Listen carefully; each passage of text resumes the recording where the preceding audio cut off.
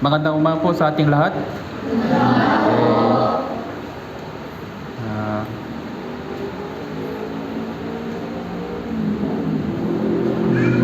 ako pala ay Pastor Jason Park na in charge ng Visaya Rizal and Cebu Church. Mga 2 years ago yata na pumunta dito. Last year. Kumusta po kayo? Hindi po. Salamat po sa Diyos. Bago po tayo magsisimula, lahat po tayo mukhang manalangin. Mahabaging aming dakilang Amang Diyos na nakmamahal sa amin, maraming salamat po sa inyong pagbibigay ng oras na ito upang makarinig ng inyong banal na salita. Sa pamagitan ng inyong dakilang sakripisyo sa krus, kami po ay mga miserableng makasalanan, karapat-dapat sa impyerno. Naligtas po kami mula sa walang hanggang pagdurusa. Dahil sa inyong patuloy na pagkabay sa amin, kami po ay nakatipon sa lugar na ito para sa inyong kaluwalhatian. Kaya po, pakisamahan niyo po kami sa oras na ito upang maunawaan ang inyong dakilang biyaya at kalooban tungo sa amin sa pamagitan ng pagkataong ito. Mula sa simula hanggang sa wakas, nagtitiwala kami sa inyong pagkabay sa amin sa lahat ng oras. Idinalangin namin ito sa pangalan ng Panginoon Jesus. Amen.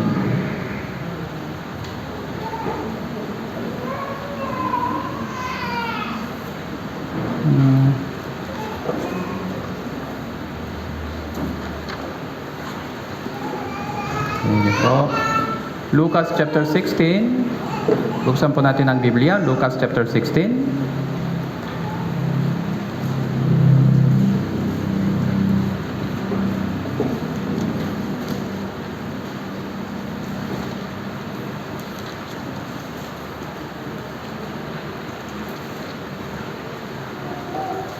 Verse 19.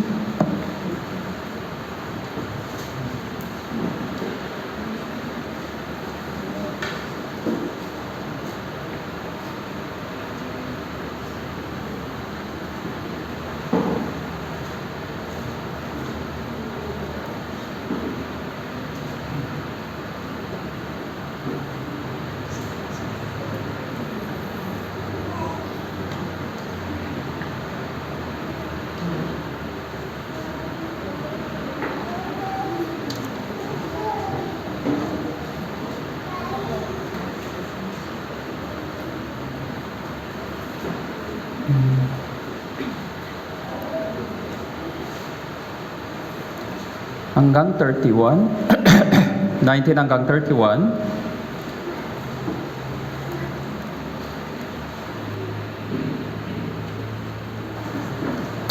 Okay, basahin po natin ng sabay-sabay. 3 to 1. Mayroon isang taong mayaman na nagsusuot ng kulay ube na pinong lino na napipista araw-araw sa maraming pagkain. Sa kanyang pintuan ay nakahandusay ang isang pulubi na pangalan ay Lazaro na puno ng mga sugat na nangahangat na makakain mula sa mga nahulog sa hapak ng mayaman. Maging ang mga aso ay lumalapit ay hinihimuraan ang kanyang mga sugat.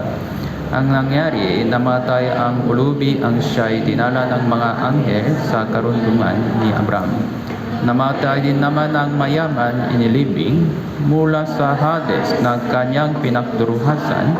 Tumingalaw siya, nakita ng malayo si Abraham. Si Lazaro ay kanyang kandungan. Siya ay sumigaw, sinabi, Amang Abraham, magwa sa akin upang itubok niya sa tubig ang dulo ng kanyang darili. Palamigin ang aking dila sapagkat naghirap ako sa apoy na ito. Subalit sinabi ni Abraham, Anak, alalahanin mo na inyong buhay ay tinanggap mo ang inyong mabubuting bagay. Si Lazaro naman ay ang masasamang bagay, subalit ngayon inaalawin siya dito, ikaw ay nagdurusa. Bukod dito, may isang malaking baing inilagay sa pagitan natin upang ang magnakanais tumawid buhat dito patungo sa inyo na hindi maaari, para ring makakatawid mula diyan patungo na sa amin. Ay sinabi niya, kung gayon, ipinapakiusap ko sa iyo, Ama, isugo mo siya sa bahay ng aking ama, sapagkat ako ay may 5 kapatid na lalaki, upang magpatuto sa kanila nang hindi rin sila mapunta sa dakong ito ng pagturusa. Subalit sinabi ni Abraham, nasa kanila si Moses ang mga propeta. Hayaan mo silang makikinig sa kanila. Sinabi niya, hindi amang Abraham, subalit kung ang isang mula sa mga patay na pumunta sa kanila, sila'y magsisi. Ay sinabi niya sa kanya, kung hindi nila pinapakinggan si Moses, ang mga propeta, hindi rin sila mahihikayat kahit may isang bumangon mula sa mga patay.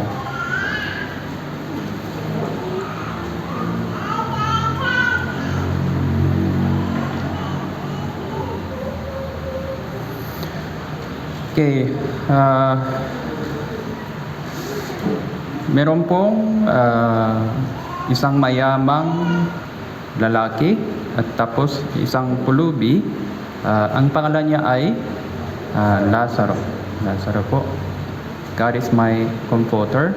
Okay, Lazaro, ibig sabihin.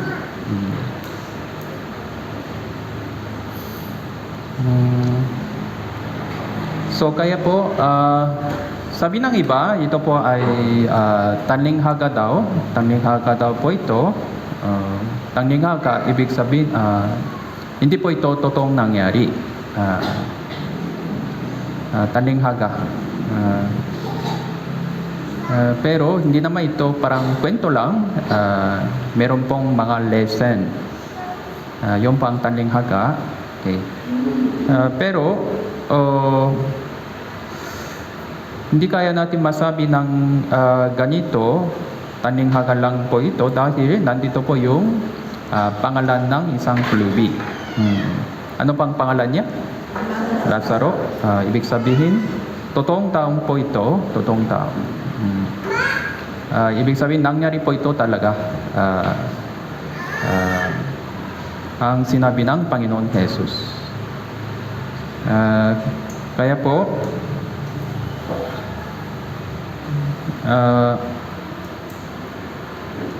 sa Lumang Tipan din po, meron pong mga ganitong kaso na yung kaluluwa ni Samuel, propetang Samuel, ay ipinaakyat ng Diyos mula sa Suor sa sandaling panahon. Ito po ang very exceptional case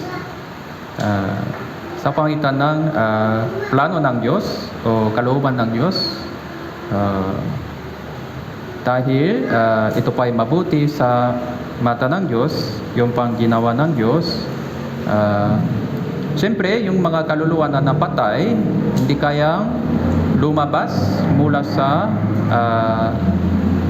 Suor, doon po sa kabilang mundo.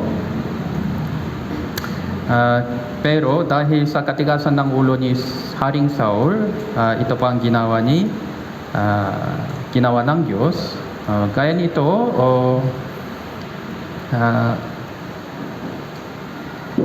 dahil sa katigasan ng ulo ng mga tao, kailangan ng Diyos na ipinakita kung ano ang nangyayari sa kabilang mundo ngayon. Kaya po, ito po ang ginawa ng Panginoon Jesus. Yung papaliwanag kung ano po ang nangyari kay Lazaro, tapos isang mayamang lalaki. Kaya dati po hindi naman sinabi ng iba, kung tayo po ay bibisita sa langit o impyerno, siguro naging mas maayos na daw po yung ating Kristiyanong pamumuhay, no? May mission schedule tayo o may biyaya tayo sa impyerno sa loob ng isang araw lang. Ang ganito pala yung impyerno. Dapat masipag ako sa evangelism. So, ganito po ang nangyayari daw. Sabi ng iba. Tama po? Kaya, humingi tayo ng tulong sa Diyos para bumisita tayo sa impyerno sa isang araw na lang. Ano pa tayo? This week? Next week? New Year retreat tayo doon?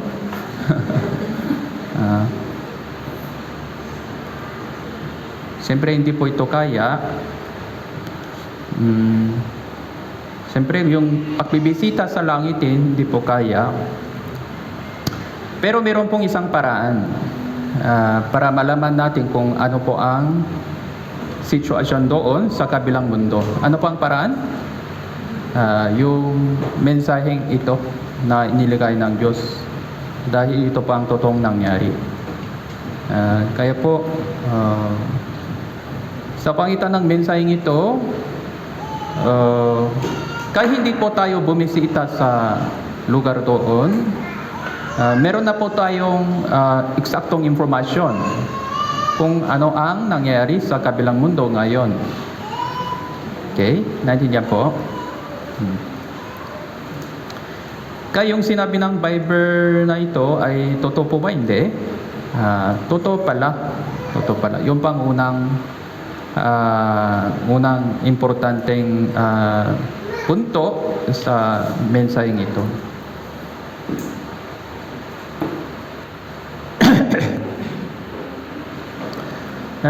Yung isang mayamang lalaki ay saan po siya ngayon? Sa impyerno. Hades, impyerno. Si Lazaro naman po, saan po siya ngayon? Kay Abraham. Paraiso, ano po? Kaya sa loob ng mga halos 2,000 years, kasi ito po ang nangyari sa panahon ni Jesus, nandun po sila lahat sa kabilang mundo. Si Lazaro tsaka isang mayamang lalaki ngayon. Wala pong pangalan ng isang mayamang lalaki dahil yung buhay niya ay naging masama lang sa mata ng Diyos. Kaya hindi po inilagay yung pangalan niya dito sa Bible. Pero yung pangalan ng isang pulubi na sa paraiso ay mahalaga sa mata ng Diyos, na naisulat sa librong buhay. Kaya isinulat ng Panginoon Jesus ang lugar, yung pangalan niya dito sa banal na kasulatan. Sa mga mayamang lalaki ang si Lazaro. Yung isang mayamang lalaki ay ayon sa verse na ito, verse 19, mayroong isang taong mayaman na nagsusuot ng kulay ube na pinong lino, nagpipista araw-araw sa maraming pagkain. Araw-araw po sila nagpipista, kaya po hindi siya makaraniwang mayamang tao lang, kundi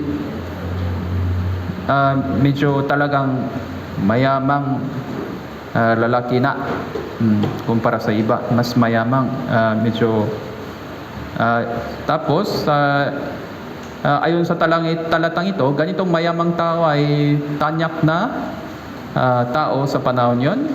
Kaya wala pong pangalan dito sa Bible. Yung pangalan niya wala po sa Bible, pero alam ng lahat ng tao sa panahon yon kung sino siya. Kaya napakatanyak na taong ito sa panahon yon, pero yung pangalan niya sa Bible ay wala po. Wala. Dahil tumanggi siya sa Panginoon sa bandang huli. Kaya po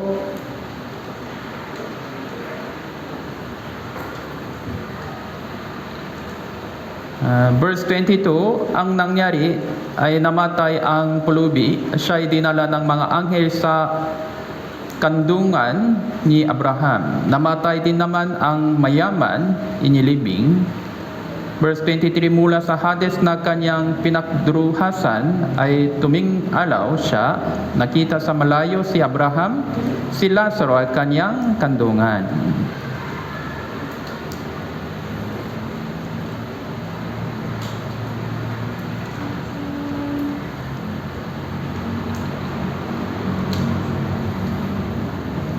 Kaya po, hindi ito ibig sabihin, syempre, yung lahat ng mayamang tao ay pupunta sa impyerno. Ano? Tama po ba? Tapos, hindi ito ibig sabihin, lahat ng pulubi pupunta sa langit. Syempre, ano? Meron pong ganitong kaso sa Bible. Kaya paminsan po, yung mga cases, yung mga halimbawa na tinutukoy ng Panginoon Jesus ay extreme case. Extreme case. Ibigin mo ang inyong kaaway. Meron ba kayong kaaway? Kaaway, ibig sabihin, gusto kong itong patayin. Meron po? Wala pa, no? Wala pa naman. Wala pa naman. Ayan ko na, pero hindi ito ibig sabihin, gusto kong itong patayin, no? Wala naman, bira naman ganon. Pero ibigin mo ang inyong kaibigan, pwede po, no? Ibigin mo inyong kaaway pa. Kung ganon, dapat ibigin natin yung mga kapipahay, no? Tama po. Kung hindi pa sila kaaway naman, bakit hindi pwede, no? Extreme case na paminsan tinutukoy ng Diyos dahil yun pa ang sakop ng utos ng Diyos. Kaya kahit pulubi, kung ligtas na siya talaga, syempre po, saan po sila pupunta? Langit. Tapos, hindi naman siya sa langit. Saan po siya ngayon? Ano po? Sabi dito, namatay ang isang pulubi, siya'y dinala ng mga anghel sa kandungan ni Abraham, sa tabi ni Abraham. Ibig sabihin yung posisyon niya, napakataas sa langit. Napakataas. Kandungan ni Abraham. So, kaya ba natin lumapit kay Abraham doon sa langit? Siguro, ano po? Hindi ko alam. 50-50 pa yun. Sa langit, 100%. Pero, so, ganitong bagay, may 50-50 pa. Ibig sabihin, ang taas po yung kantimpala niya sa langit. Ang taas. Kaya meron pong talagang ganitong kaso pala. Kaya ibig sabihin, sa panahon yun, yung mga mayaman, kadalasan, inisip ng maraming tao, kung meron pong isang mayaman, ito po ay naging mayaman dahil sa biyaya ng Diyos, blessing of God. Ngayon din, dito sa sanibutan mo sa Pilipinas, kung meron pong mga reliyosong tao, mayaman, inisip nila, ito po ang biyaya ng Diyos, blessing of God. Pero nasa impyerno siya ngayon.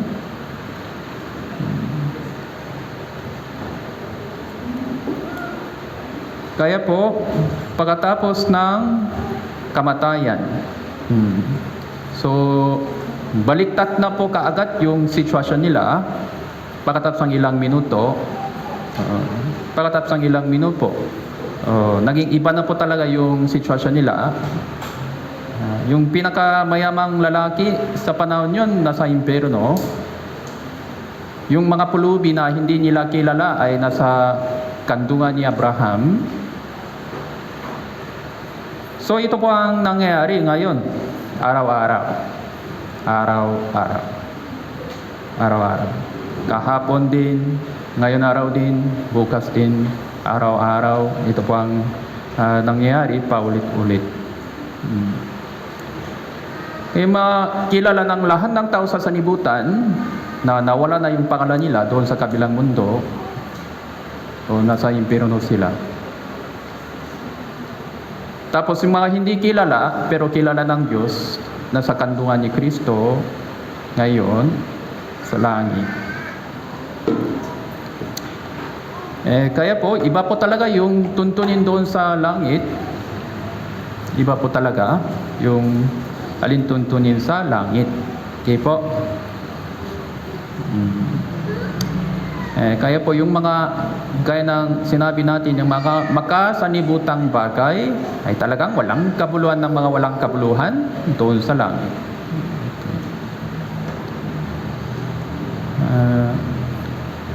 So yung pang ibig sabihin ng mensaheng ito, una, kaya pagkatapos ng kamatayan, bigla po silang naging iba na sa kanilang sitwasyon. So araw-araw po, maraming tao nahulog sa impyerno. Araw-araw. So tapos, makonti lang naliligtas. Araw-araw. Kaya po,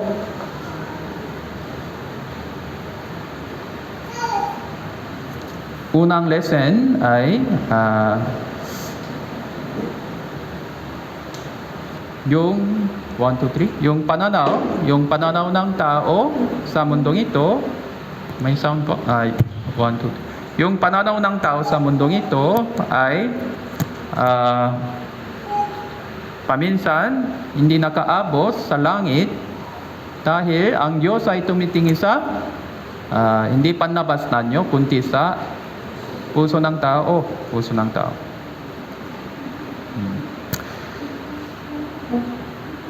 Kaya si Lazaro, God is my helper, yung pangalan niya. Siyempre ligtas na po siya. Tapos yung krisya ng pamumuhay niya na napakaayos, kaya natin malaman mga ganitong bagay ayon sa resulta ng kanyang katapusan doon po sa kaharian ng Diyos.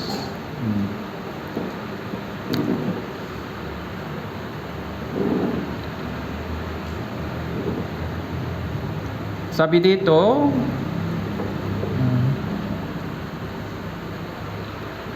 ano pang nangyari sa isang mayaman? Namatay din naman ang mayaman, inilibing. At mula sa Hades na kanyang pinagduruhasan ay tumingala siya at nakita sa malayo si Abraham at si Lazaro sa kanyang kandungan. Namatay din naman ang mayaman ng inilibing, tapos kaagad sa Hades na. Sa Hades. So wala pong masyadong mga proseso. Near-death experience, mga ilang minuto yan. Near-death experience, mga ilang minuto lang. Mga 3 minuto, 4 na minuto. Kaagad, saan po? Sa Hades na. Sa Hades. Doon po sa Hades, gumising siya. Tapos si Pulubi, si Lazaro, siya ay dinala ng mga anghel sa kandungan ni Abraham.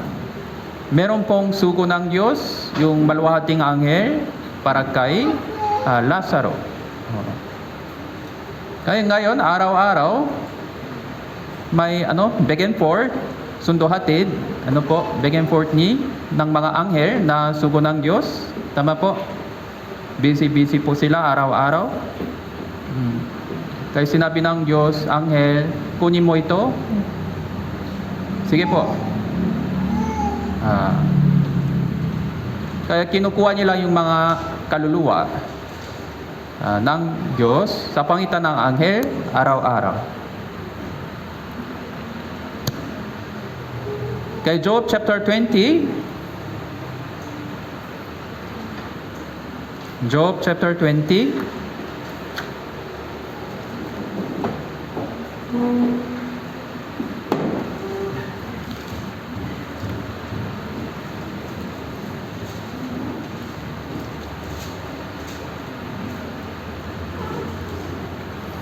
Job chapter 20, verse 5.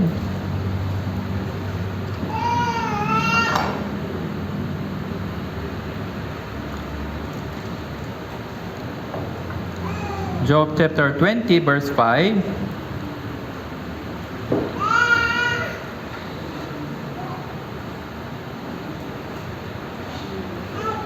Okay, basahin po natin.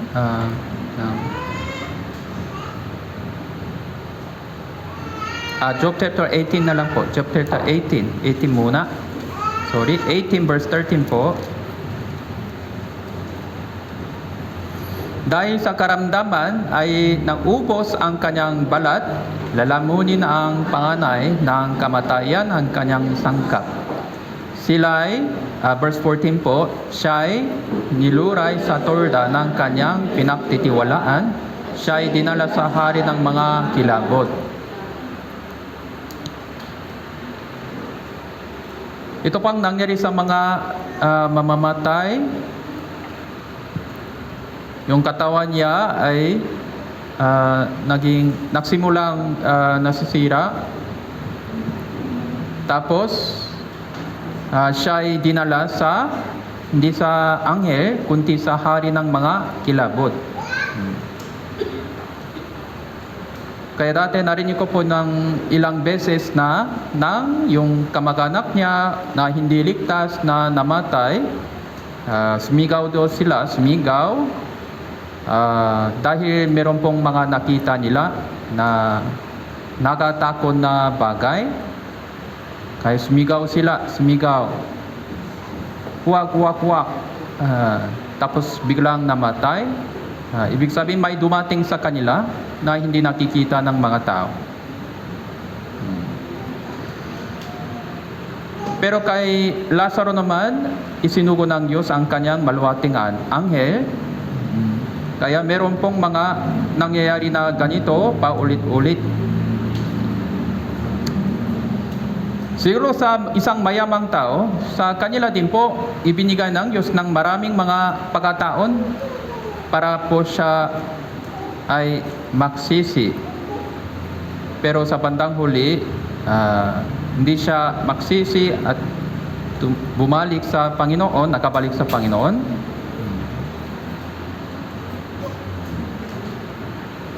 Kaya po, una sa lahat, tayo naman bilang isang ligtas, kailangan natin malaman na kung ano ang nangyayari araw-araw, spiritual, sa ating palibot.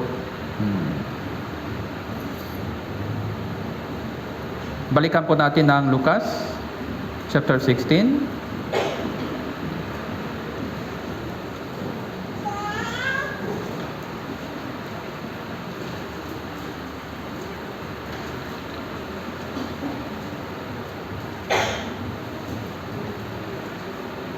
Kaya, ano ang sinabi ng Bible tungkol sa isang mayaman?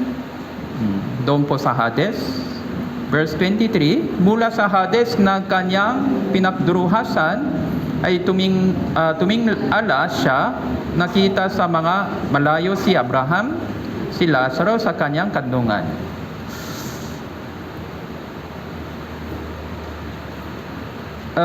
Basically, hindi kaya natin nakita yung mga tao sa impyerno, tapos hindi din nila nakita yung mga tao sa langit.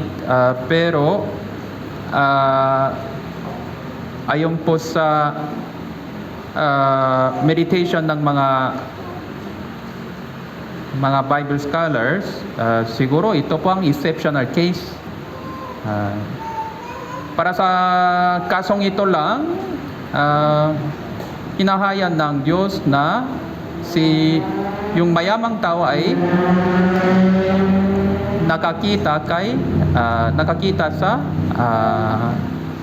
mga tao sa langit, lalong-lalo na si Abraham tsaka Lazaro.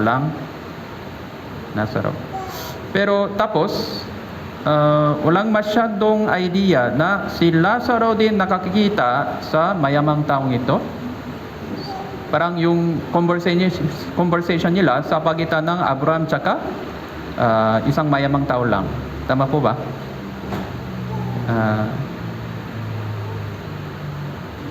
Kaya para sa lesson lang ito, binuksan ng Diyos ng konti para nakakita ang isang mayaman ang pangyayari sa langit. Kaya po, malalaman po natin kung ano ang isip ng isang mayamang tao na tanyak na tao sa sanlibutan na nahulog sa Hades sa pangitan ito. Kaya po verse 24, so ano po ang anong isip ang na pumasok sa kanya? Siya ay sumigaw, ay sinabi, "Amang Abraham, mao ka sa akin, suguin mo si Lazaro upang itubok niya sa tubig ang dulo ng kanyang darili. Ang palamigin ang kanya aking dila, sapagkat naghirap ako sa apoy na ito."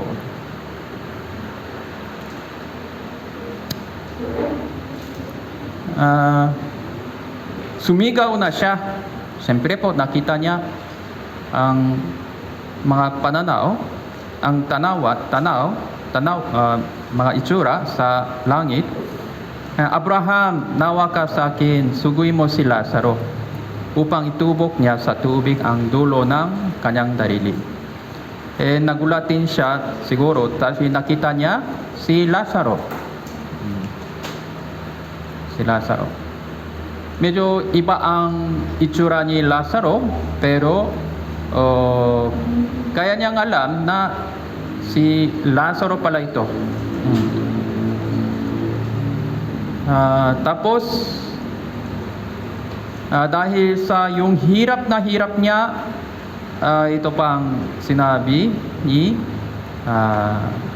ng isang mayaman.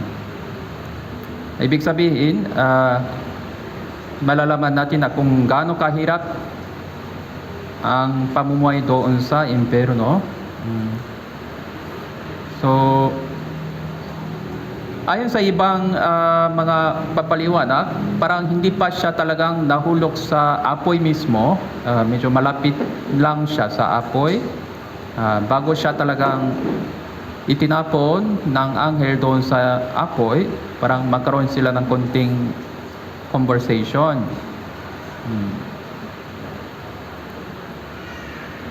Maaari pong ganon.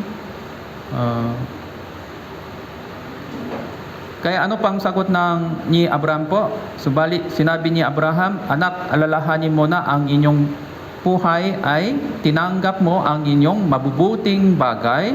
Si Lazaro naman ang masasamang bagay. Subalit ngayon ay inaaliwin siya rito, ikaw ay nagturusa.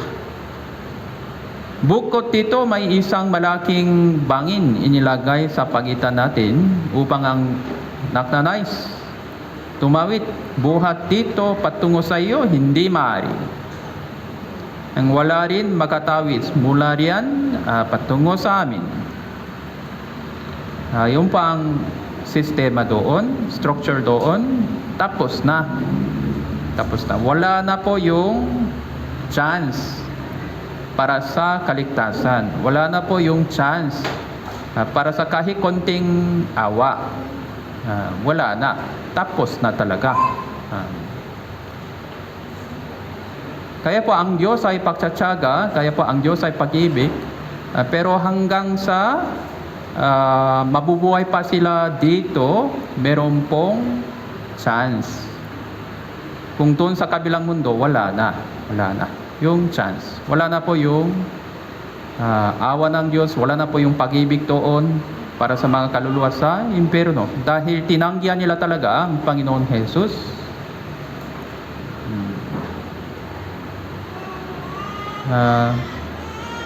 Kaya po huli na po yung kanyang pagsisisi. Huli na yung kanyang pagsisisi ngayon. Siya naman, maraming mga blessing pa. Sa totoo lang, mula sa Diyos. Kaya naging isang mayamang tao pa. Kung gusto niya ang alam, kaya niyang malaman kung ano po ang kaligtasan talaga. Tama po ba? Hindi. So marami siyang mga pagkataon galing sa Diyos. Maraming mga mabuting bagay galing sa Diyos sa kanya. Nandito po siya sa sanibutan. Pero hanggang sa huli, tinanggihan nila si Jesus. Kaya ngayon, wala na. Ubos na yung pagkakataon nyo. Kung dito po kayo sa Hades, wala na yun.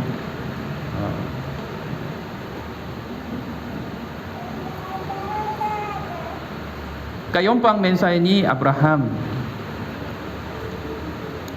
Verse 27, kaya po huli na po yung pagsisisi. Kaya kung kailangan magsisi, dapat unahin natin ang espiritu na bagay. Okay? Verse 27, sinabi niya, kung gayoy, ipinapakiusap ko sa iyo, Ama, isugo mo siya sa bahay ng aking ama. Sapagkat ako ay may 5 kapatid na lalaki upang magpatotoo sa kanila nang hindi rin sila mapunta sa dakong itong ng pagturusa. Nang dati nabasa ko po ito, natangka ako talaga, ganun po ba yung isip po nila doon sa Hades? Ang hirap naman yung sitwasyon nila. Pero meron pa lang yung mga concern para sa mga kapatid nila, mga pamilya nila dito po sa sanibutan. Kaya nasa Hades po sila. Basta ito po ang sinabi niya. Ibig sabihin,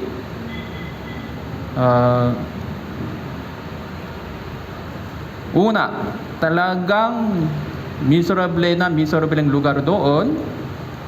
Kaya po magkaroon siya ng mga awa para sa mga kapatid na minamahal niya doon sa sanibutan. Ayaw niya nakita yung kapatid niya doon po sa impyerno. So basta siguro bago siya pumasok talaga sa apoy, kaya inisip niya ganun, sa apoy na wala na yung isip talaga.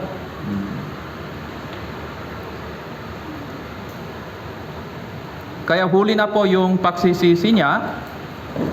Huli din po yung concern niya dahil wala na po talaga. Kaya sinabi ni Abraham,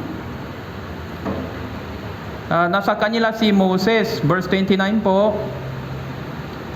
Subali sinabi ni Abraham, nasa kanila si Moses, ang mga propeta, hayaan mo silang makinig sa kanila. Nasa kanila si Moses, ang mga propeta, hayaan mo silang makinig sa kanila.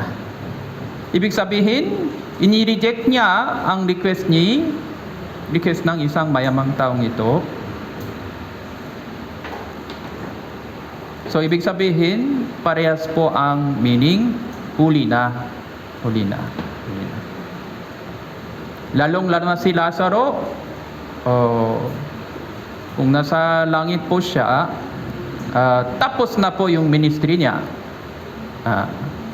Wala na po yung pagkataon para sa ministry kay Lazaro.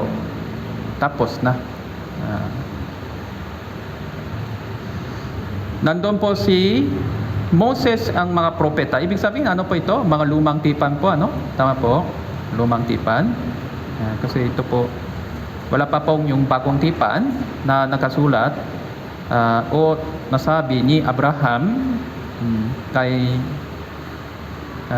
sa isang mayamang taong ito.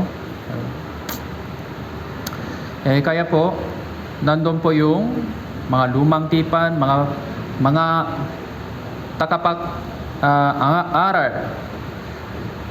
tagapang-aral. Verse 30, sinabi niya, hindi, amang Abraham, hindi daw. Malaman namin yung karakter niya, medyo masungit. Kaysa impero, hindi daw. Anong hindi? Tapos na naman yung usapan. Hindi? Amang Abraham? Subalit kung ang isang mula sa mga patay pumunta sa kanila, sila ay magsisisi. Una, medyo matigas ang puso pa niya. Tapos pangalawa, talagang nakatakot na lugar na ito. Sana talagang hindi po ito tinanggihan ni Abraham, kasi kaawa naman yung kapatid niya. Pangatlo, inisip niya kaya pa rin ito. Tapos inisip niya kung talagang si Lazaro pupunta doon, magsisi sila 100%. Tama po?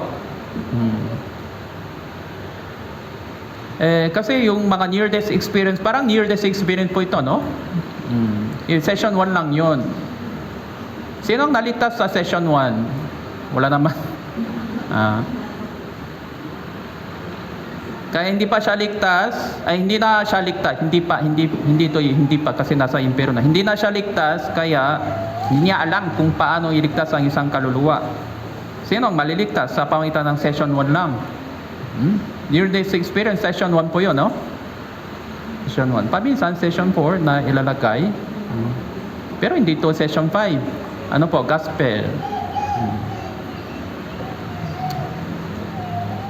Kaya sinugon ni Abraham exceptionally si Lazaro sa kanila, hindi sila magsisisi. Okay, tama po ba? Dapat makinig sila ng mensahe doon. Kaya verse 31, sinabi niya sa kanya na kung hindi nila pinapakinggan si Moses ang kanyang mga propeta, hindi rin sila mahihikayat kahit may isang bumangon mula sa mga patay. Marami naman po near-death experience na ng mga kaluluwa, pero matigas pa rin yung puso ng mga tao. May konting tulong mula sa mga testimony ng near-death experience, pero bahagi lang po ito, bahagi lang. Kaya hindi nila pinapakinggan si Moses ang mga propeta, kung hindi, wala pong magagawa.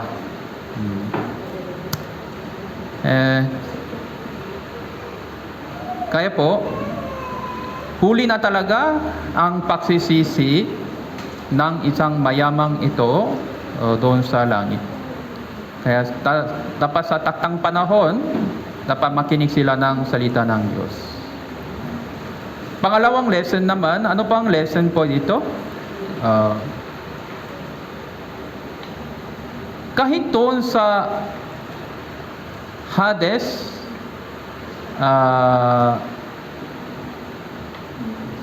ganito pala yung isip ng mga tao doon. Kanina po, may biyaya tayo sana sa impyerno kay isang araw.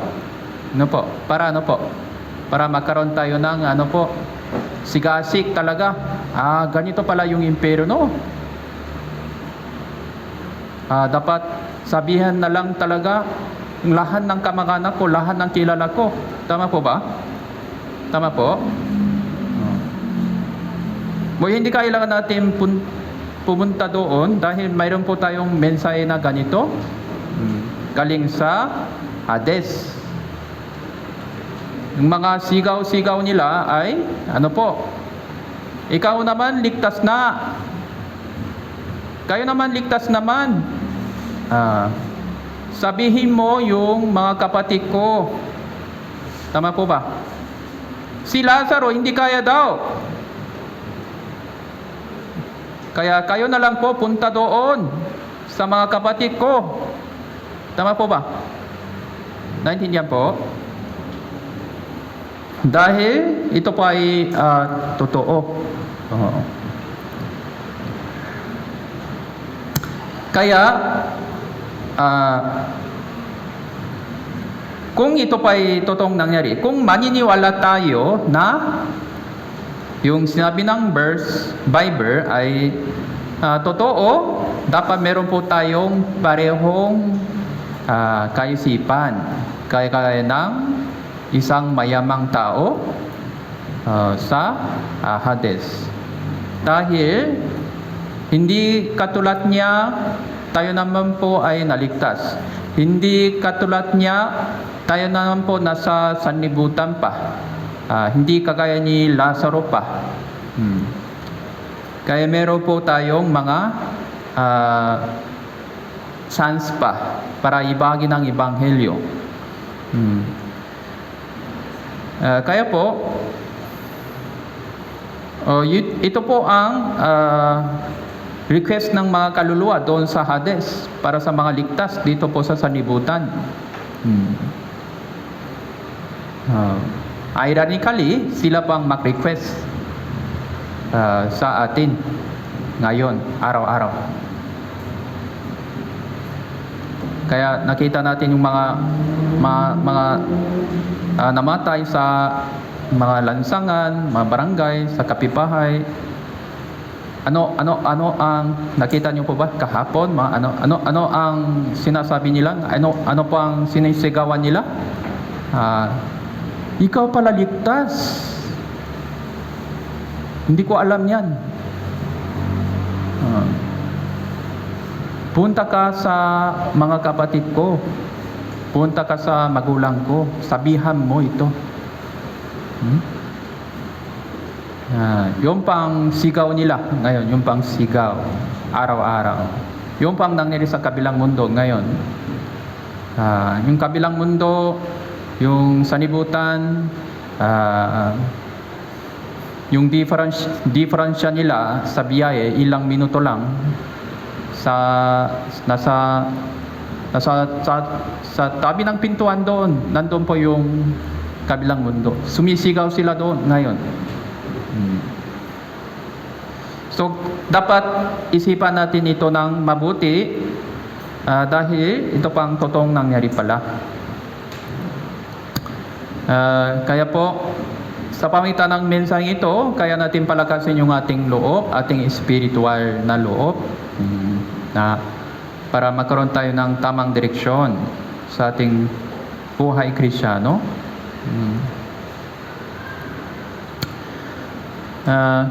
Tapos si Lazaro naman, hindi kaya niyang i-evangelize kay sino man kasi nasa langit po siya.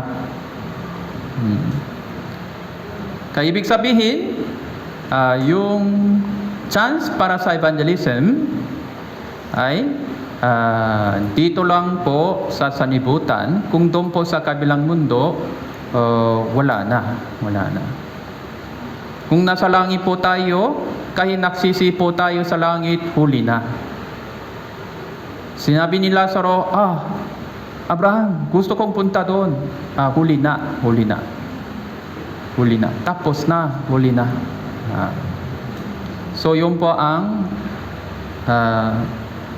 batas ng Diyos. Kaya po, sinabi niya sa kanya kung hindi nila pinapakinggan si Moses ang kanyang mga propeta. Kaya, ang pananampalataya po ay nagagaling sa pakikinig. Kaya po, dapat bilang isang ligtas, so sikapin natin na may bahagi ng Ebanghelyo sa mga ligaw na kaluluwa na hanggang sa talaga makakaya lang. Kaya po ito po ay malaking utos ng Diyos.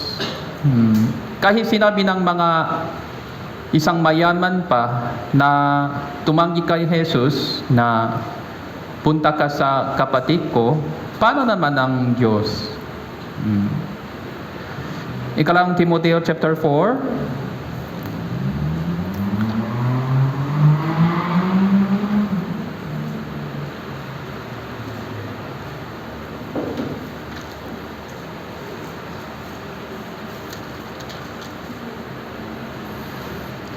Verse 1 hanggang 2. Kaya sa harapan ng Diyos ni Kristo Jesus na siyang hahatol sa mga buhay ang mga patay sa pamamagitan ng kanyang pagpapakita sa kanyang kaharian ay inaatasan kita. Ipangaral mo ang salita, magsikap sa kapanahunan, hindi sa kapanahunan, magtuwid ka, manaway ka, mangaral ka na may buong pagtsatsaga ay pagtuturo.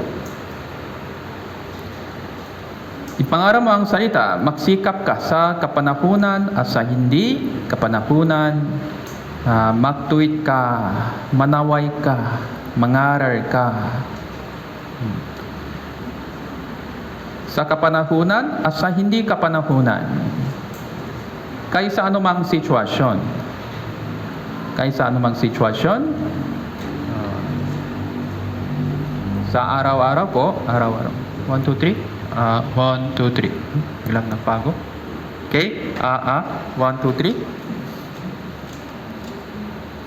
Kaya po dati, meron pong isang tanyang na Krisyano tapos isang minister sa Amerika noon, mga 18th century.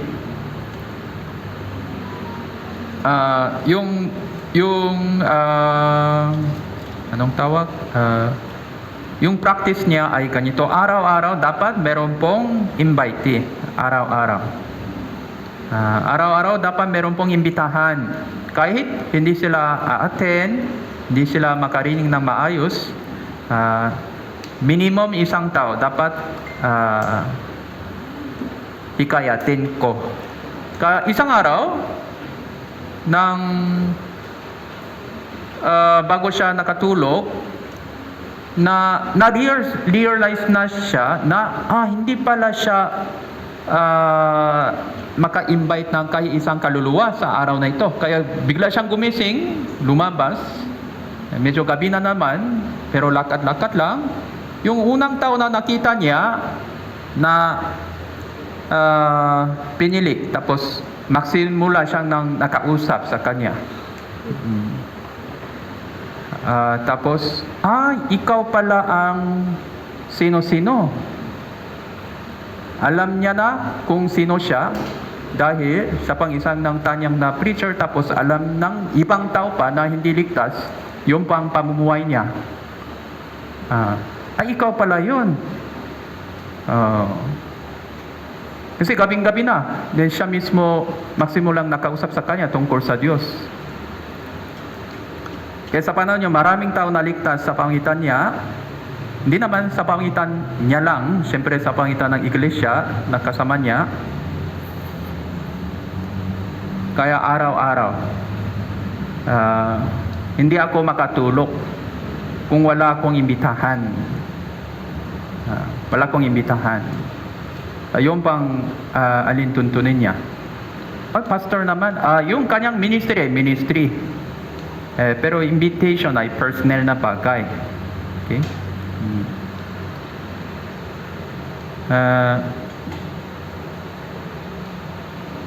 Kaya po,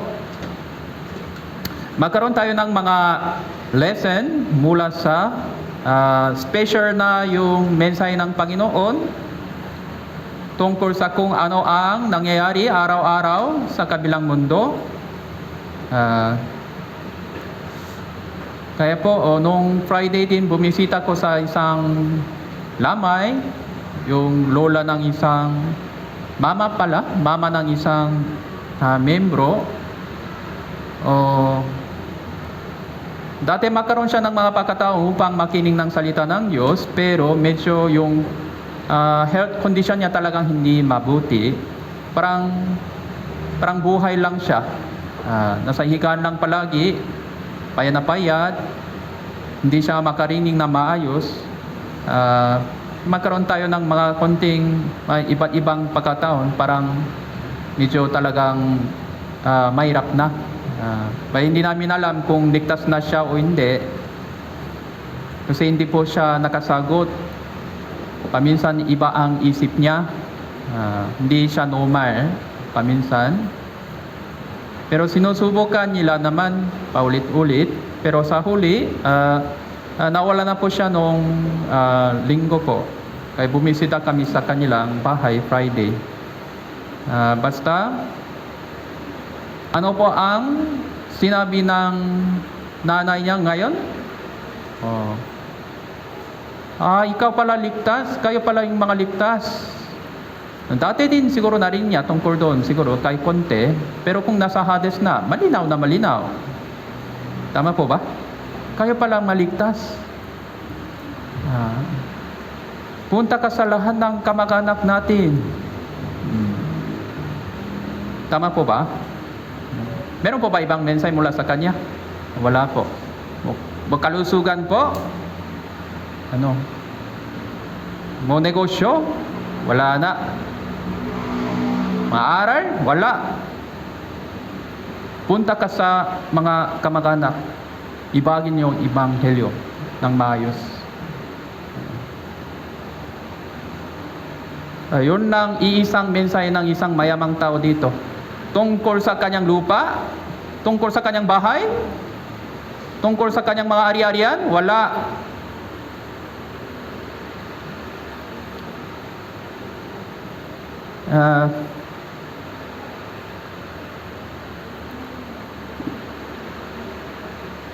Dito po, kaya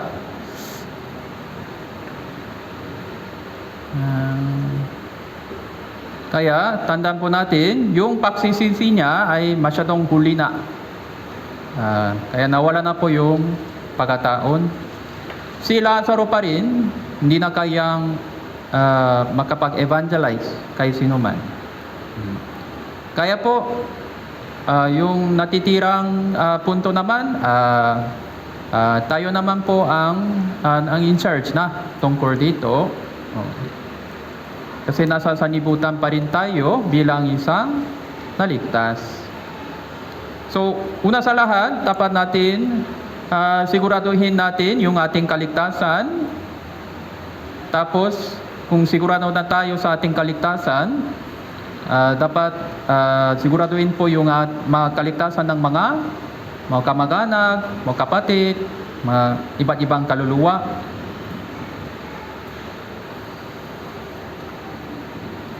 Si Lazaro naman po, sa susunod, sabi ng ibang tao, kaya, anong ibig sabihin ng mensahe ito? Lahat ng pulubi pupunta sa langit? Mga ganon po. Siyempre, hindi po ganon. Sa iba naman, kung ganon, bakit naging pulubi siya? Iba naman, walang halaga sa mensahe ito. Parang, pulubi daw pupunta sa langit. Hindi yon tama. Mga ganon.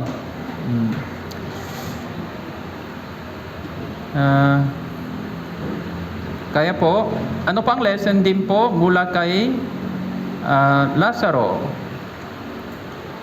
Una, ligtas na po siya talaga, kaya nasa langit. Tama po ba? Kaya gaya ng kanina po yung papaliwanag ko po ayon sa mga iba't ibang nakasulat sa Bible. Ito bang extreme case, no? Extreme case, si Lazaro. Pulubi po siya, pero siya pa ay ligtas. Tapos, siya pa isang napakabuting Kristiyano sa panahon yon. Kaya, nasa kandungan ni Abraham. Bihira po ito siguro. Bihira po ito, bihira. Masyadong extreme case. Pero sa panahon yon, siguro, meron pong mga ganitong kaso na hindi naman marami, pero meron pong mga ganon po yata. Mukha sa ating panahon din, meron pong siguro ganitong kaso na kung siyasatin natin ang Biblia ng maigi.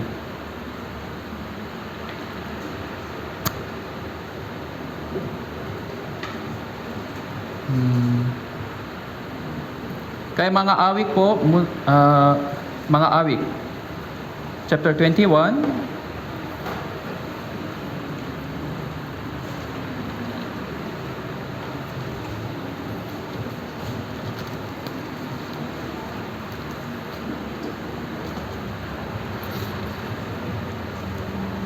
verse 4, Siya'y humingi sa inyo ng buhay. Verse 4 hanggang 5, basahin po natin ng sabay po.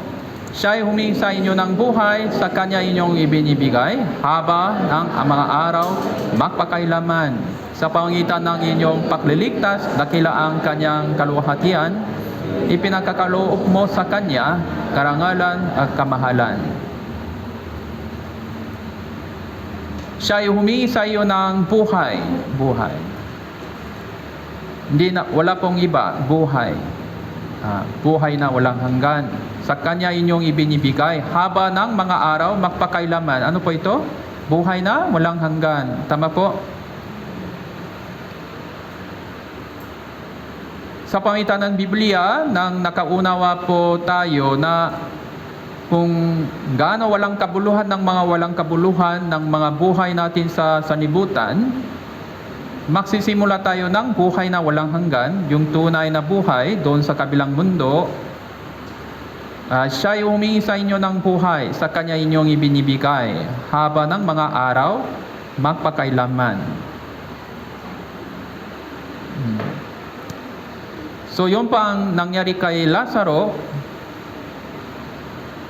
So, hindi ko alam, bago siya naging pulubi o pagkatapos siya naging pulubi.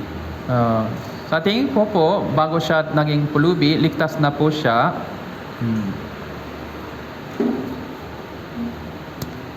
So, dahil sa tulong mo, dakila ang Kanyang karangalan. Dangal ang katakilaan sa Kanyang inyong ibinibigay. Sa ibang version, sa pangitan ng inyong pagliligtas. Kaya po, dakila ang Kanyang kaluwalhatian. Kakaloob mo sa Kanya, karangalan at kamahalan. So, nasa langit po siya ngayon na may kaluwalhatian, karangalan, kamahalan, kasama ni Abraham.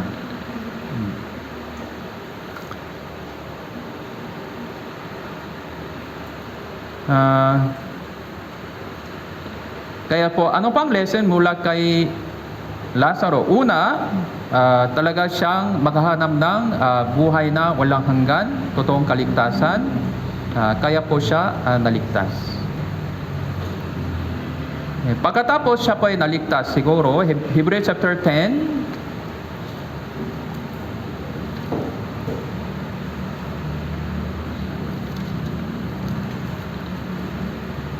verse 32.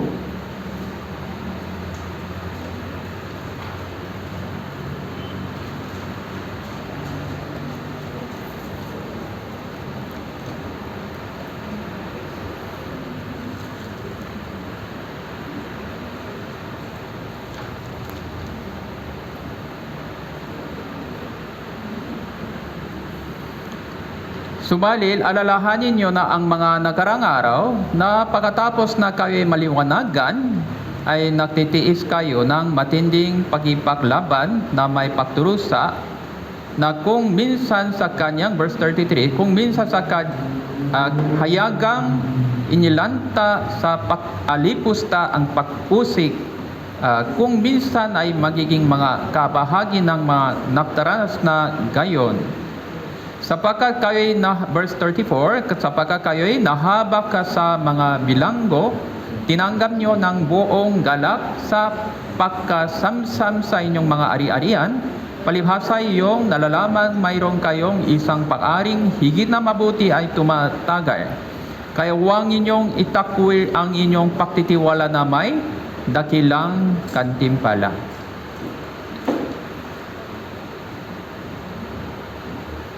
Kaya alalahanin nyo na nakarang panahon nung una kayo maliwanagan, dumadaan kayo sa mga matinding hirap, pag-usik, dinadamayan nila ang mga kapatid na nakabilanggo, inagawan kayo ng mga ari-arian, pero tiniis ninyo ito na may kagalakan.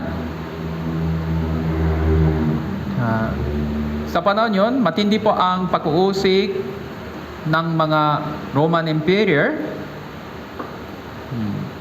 Kung sinasamba nila yung ibang Diyos, maliban sa kanilang Diyos, inuusik po nila talaga. Tapos sa panahon yun, yung hari nila, ang Diyos. Yung emperor mismo ang Diyos. Yun po ang pamamaraan ng mga politiko sa panahon yun. Politician tsaka relihiyon nakaisa na, nakakaisa na. Kaya kung hindi sinasamba nila ang hari nila bilang parang Diyos, ito po rebeldo na ito, rebeldo. Rebellion na ito, rebellion. Tapos sa tingin nila hangar na bagay na ito kasi yung si Jesus ay isang anak ng kapentero na ipinako sa cross. Mo na rin nila yung mga ginawa daw, yung mga himala. Sa panahon nyo, wala pong YouTube, tama po. Wala pong mga video, mga ganyan. Purong balita lang.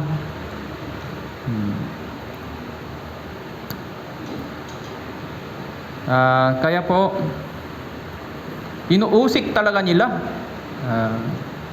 Tapos ito naman ay isang masamang kriminal sa kanila. Kinukuha nila yung mga ari-arian. Pili mo. Jesus o Imperior? Jesus daw. Kunin na lang lahat. Alisin na lang ito. Pinalayas nila lahat. Pinapatay din po nila. Siyempre po, kung kinuha nila yung mga ari-arian, sa kanila naman yun. Dahil sa yung kasakiman ng puso nila, inuusik pa rin nila. Gusto nilang kunin lahat. Kaya po, grabe po ang pag-uusik sa kanila sa panahon yun. Grabe. Hebrews chapter 11, verse 35, verse 36.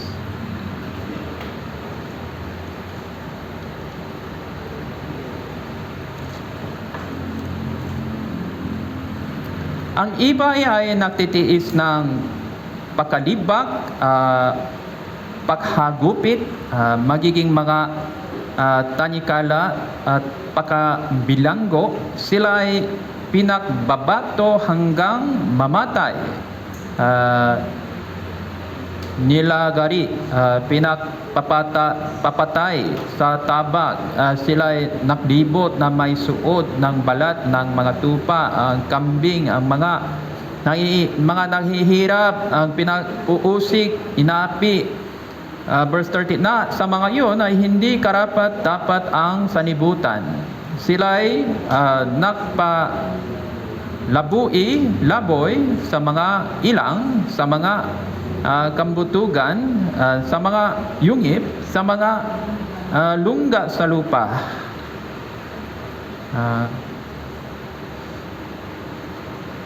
Pero kahit kanon,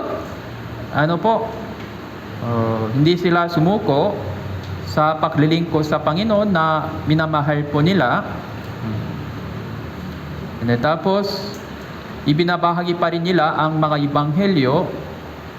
Kaya yung kaligtasan ay nakakala sa buong mundo sa panahon yon. Kaya bilang resulta ito, dumating na din po ang ebanghelyo dito po sa Pilipinas. Kaya po tayo po ay naligtas. Tama po ba?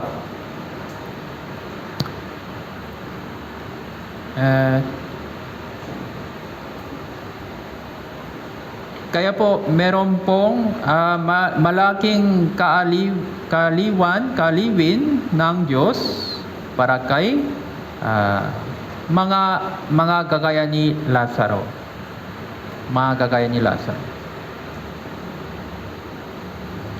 So meron pong mga churches team po sa panahon yon, gaya ng Thessalonica Church. Ligtas na po sila sa gina ng matinding pag-uusik at sakripisyo ng mga minister kagaya ni Apostle Pablo at ng magkasama niya. Ikalang Thessalonica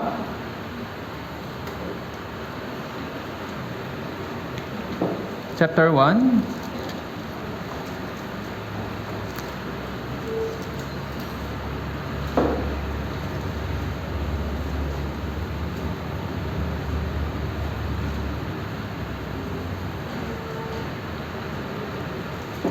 verse 4.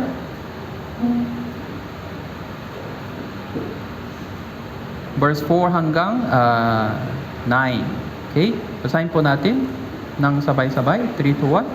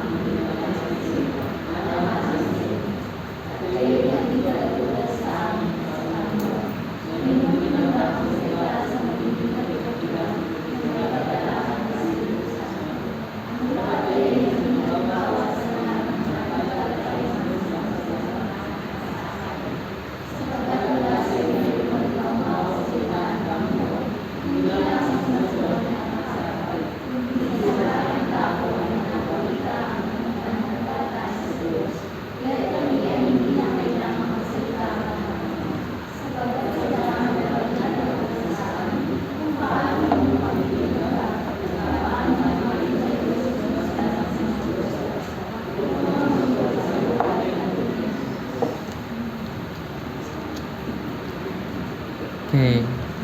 Ikalawang Thessalonica po, tama po? Ikalawang Thessalonica, tama? Ikalawang chapter 1. Unang Thessalonica po yun? Parang narinig ko parang iba. Iba sa Bible. Ikalawang Thessalonica po. Ikalawang Thessalonica? Ikalawang Thessalonica binabasa ko. Unang Thessalonica binabasa ko. Unang Thessalonica po?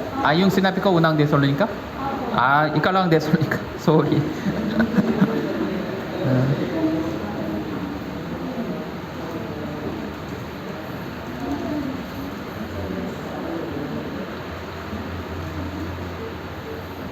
Ikalawang Thessalonica po, chapter 1, verse 4. 4 hanggang 9 po. 3, 2, 1. Ano pa, pinakmalaki namin kayo sa mga iglesia ng Diyos dahil sa inyong pagtitiis, pananampalataya sa lahat ng mga pag-usik sa iyo, sa mga kapighatiang inyong tinitiis. Ito ay malinaw sa katibayan na matuwid na paghatur ng Diyos upang kayayaring karapat-dapat sa kaharian ng Diyos. Dahil dito ay nagturo sa kayo sapagat tunay na matuwid sa Diyos na gantihin ang kapighatian ng mga hirap sa iyo. Kayo'y mga panghirapan ay binigyan kami ng kahingalan kasama namin pagkapahayag ng Panginoong Hesus mula sa langit kasama ng kanyang mga magkapangyarihang anghel na sa nagliyak na apoy nagbibigay ng parusa sa mga hindi kumikilala sa Diyos, sa mga hindi sumusunod sa Ebanghelyo sa ating Panginoon Hesus. Ang mga ito ay tatanggap ng kaparusang walang hanggang pagkapuksa, palayasin sa harapan ng Panginoon mula sa kaluhatian ng kanyang kalakasan. Okay po. Gaya ng sinabi ng verse na ito, okay po, ano po ang nangyari sa gina ng matinding mga pag-uusik, kapighatian, yung mga taga-Thessalonica ay naligtas, napapatuloy-tuloy po sila sa paglilingkod sa Diyos. Kaya po, ito po ay malinaw na katibayan ng matuwid na paghatur ng Diyos upang kayo aring karapat-dapat sa kaharian ng Diyos.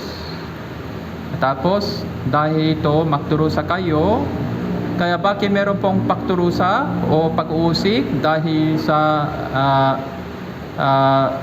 magturusa ang pag-uusik dahil ano po, yung kaligtasan nila, yung pananampalataya nila ay totoo talaga. Tama po. Kung hindi totoo yung kaligtasan, yung pananampalataya nila, wala pong pag-uusik, wala pong kapighatian na ganito. Kung malinaw na po, ano pang nangyari? Kung malinaw na yung sikat ng araw, naging malinaw din po yung ating anino. Tama po ba? Ibig sabihin, kung malinaw po yung ating pananampalataya, yung Kristiyanong pamumuhay, naging mas matindi yung pag-uusik sa palibot natin, no? Siyempre, meron pong isang tama na Kristyano, meron pong isang sinserong Kristyano. Sino po ang iuusik ni Satanas? Yung tamad, yung sincero. Yung sincero po ay iuusik ni Satanas. Tama po? Yung tamad naman, sige, tuloy-tuloy na lang kayo sa tamad, katamaran nyo. Hindi kailangan pag-uusik pa, no? Tuloy-tuloy, ganun.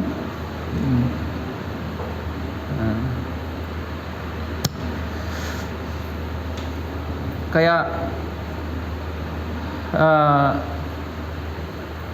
verse 7, kayong mga pinahihirapan ay bigyan ng kapahingahan kasama namin sa pagkapahayak ng Panginoon Hesus mula sa langit sa kasama ng kanyang mga makapangyarihan anghel. Ito pa ay mahalagang mensahe para sa atin. Ito pa ay isa pang encouragement para sa atin, para sikapin natin talaga para sa ating Kristiyanong pamumuhay, yung lahat ng makakaya. Dahil kayong mga pinahihirapan dahil sa Panginoon, binigyan ng kapahingahan kasama namin, pagkapahayak ng Panginoong Hesus mula sa langit na kasama ang kanyang mga makapangyarihang anghel. So ito pang nangyari kay Lazaro. Tama po. Yung isang mayamang lalaki naman, gaya ng verse 8, na sa nagliliyap na apoy nagbibigay ng parusa mga hindi kumikilala sa Diyos, mga hindi sumusunod sa ebanghelyo ng ating Panginoon Jesus. So mga ito ay tatanggap ng kaparusahan walang hanggang pagkapuksa, palalayasin sa harapan ng Panginoon mula sa kaluhatian ng kanyang kalakasan. Kaya po, gaya ni Lazaro, siya pang isang mabuting halimbawa para sa atin lahat. Kaya sikapin natin talaga hanggang sa kanyang ikalawang pagdating ng Panginoon Jesus upang tuparin ang kanyang kalooban kaysa anumang sitwasyon, sa pangitan ng ating buong puso, ang buong lakas, dahil ang Diyos ay mabuti pala talaga. Tama po. Yung pang nangyari kay Lazaro. Tapos tandaan po natin yung concern ng isang mayamang nasa Hades pa, hindi naman sa kanya, kundi pati sa lahat ng mga kaluluwa sa Hades. Punta ka sa mga kapatid ko. Lazaro hindi kaya daw. Tama po ba? Okay. So, yun po ang totoong nangyari sa kabilang mundo araw-araw. Yun po ang totoong sitwasyon. Kaya palakasin po natin yung ating sarili, ating loob sa pamitan ng mga mensaheng ito. So, kaya po, para tayo din po ay nagiging kagaya ni Lazaro. Okay, hanggang dito po, manalangin po tayo. Maging aming dakilang amang Diyos, salamat po sa inyong pagbibigay ng oras na ito para magkaroon kami ng pagtitipon.